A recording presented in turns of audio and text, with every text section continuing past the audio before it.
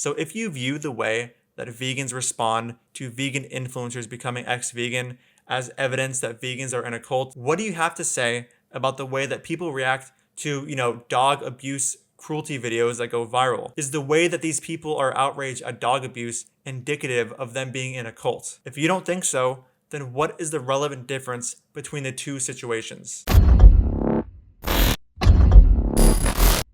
Hey, what is up, guys? So today I want to talk about the claim that the way in which vegans respond to vegan influencers becoming ex-vegan is indicative of the fact that veganism is a cult. And I also want to talk about why it is that vegans react the way they do when it comes to vegans becoming ex-vegan. But more specifically, vegans who are influencers who become ex-vegan. Mainly because I think there are specific traits an influencer has which are partially responsible for the rage-filled response many vegans tend to have when discovering a vegan influencer has become an ex-vegan. The main reason I want to make this video is because there are so many people who view the way in which vegans respond to influencers turning ex-vegan as evidence that veganism is a cult and an extreme kind of movement. I can understand why people on the outside seeing the way that vegans respond to influencers becoming ex-vegan seems like, vegans are in a cult and that vegans just need to calm down. I mean, there's definitely some things that vegans say that are pretty nasty to ex-vegans that I don't necessarily agree with. But regardless, I still don't think that these ways that vegans are responding is any more indicative of vegans being in a cult than, say, the way that people respond to a dog abuser going viral. Let's start with a simple analogy. To everybody watching, but especially the anti-vegans and the non-vegans, I want you to imagine the following scenario. Imagine there was an upcoming movement that was for the consumption of dogs in areas where they aren't normally consumed.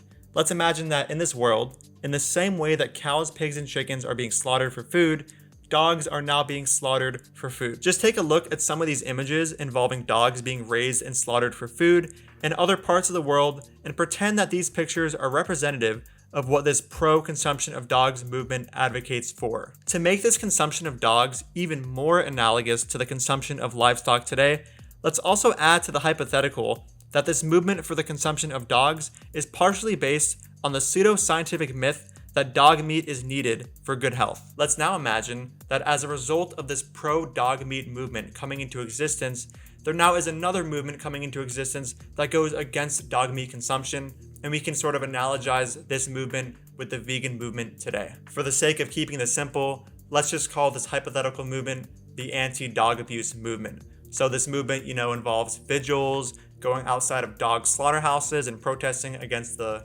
killing and eating of dogs. These people do basically everything that you see vegan activists do for, cows, pigs, and chickens. But instead for cows, pigs, and chickens, they do these things for dogs. During the uprising of this movement, it is often celebrated when an influencer joins the anti-dog abuse movement because of their reach as a social media influencer. Some of these influencers can have upwards of millions of followers, giving them the ability to potentially convince millions of people to stop funding the abuse and killing of dogs for food. So would it be unreasonable for some of these anti-dog abuse activists to be upset when a influencer becomes an anti-dog abuse activist and then goes against their word and starts paying for dogs to be abused again, as well as push some of the pseudo-scientific health claims defending the consumption of dogs to their audience of 1 million+ people? Just imagine them saying things like, "Oh yeah, my health was in decline and I just felt like I needed to start eating dogs to resolve it." Would these anti-dog consumption people be considered to be in a cult for getting upset about the fact that this person, who has a potential influence over millions of people, is convincing people to start funding dog abuse and consumption? And put aside the fact that they may be influencing millions of people to do something that causes so much suffering to dogs. Just the fact that they as an individual are deciding to start paying for dogs to be killed for food, is somebody getting mad at that a sign that they belong to a cult? I personally don't think so, and I don't think that the average dog lover would think so either. And if you don't think that these kinds of people would be in a cult in this situation, how could you think that vegans are in our current situation? What exactly is the relevant difference between outrage at an influencer beginning to fund dog abuse again, as well as influence their audience to do so, and the outrage at an influencer beginning to fund overall animal abuse again, as well as influencing their audience to do so as well? Also, I must say, we've all seen the occasional viral post over an abusive dog owner harming their dog, and how brutal the backlash is that these animal abusers receive in the comment sections. Nikki Philippi is a great recent example of this. If you look at the comment sections and what people were saying for her, putting down her dog because her dog bit her son or her kid or something like that, you'll see that their comments aren't much different from the comments that vegans make when an ex-vegan influencer does something that is not in favor of animals and, becomes ex-vegan and promotes to people that you may need animals to survive. To make my point even more clear here, let's take a deep dive into what veganism actually is. The vegan movement is an ethical movement whose goal is to rid animals of their status as commodities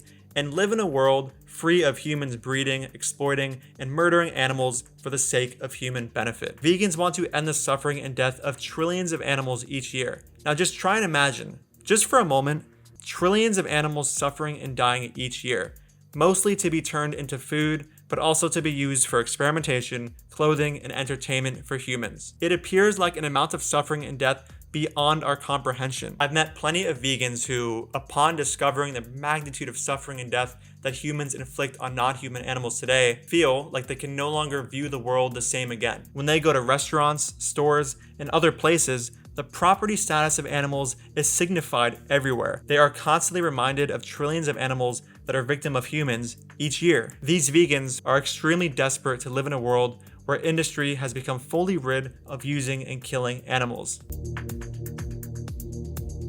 So obviously, we currently live in the age of social media influencers. As mentioned before in the dog analogy, social media influencers have the power to influence thousands, if not millions of people. This is one of the reasons vegans get extremely excited when they find out about celebrities even just slightly mentioning that they are considering plant-based eating, because many could even at the very least convince others to lower their consumption of animals. So when an influencer identifies as vegan, that is even more exciting because this person, with their reach of thousands if not millions of people, can begin to influence others to stop viewing animals as property, as well as influence others to stop funding their suffering and death. And for obvious reasons, when this goes the other way, and an influencer becomes an ex-vegan, and people become influenced to no longer be vegan and now start supporting animal abuse, vegans, understandably, become upset. What makes this outcome especially bad when it comes to veganism is that when it comes to the topic of veganism,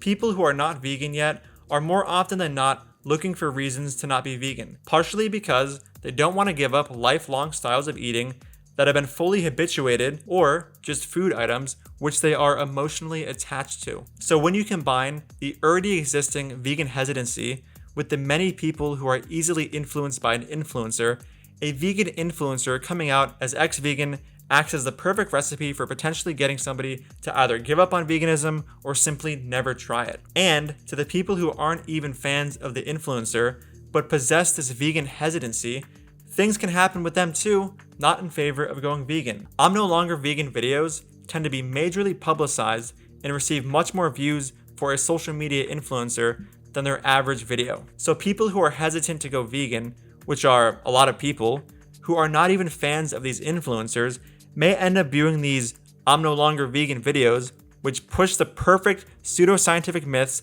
that animal products are a need for good health, which further confirms the viewer's bias in thinking that they need animal products, which in turn results in them not trying veganism and continuing to fund some of the worst cruelty to animals on this planet.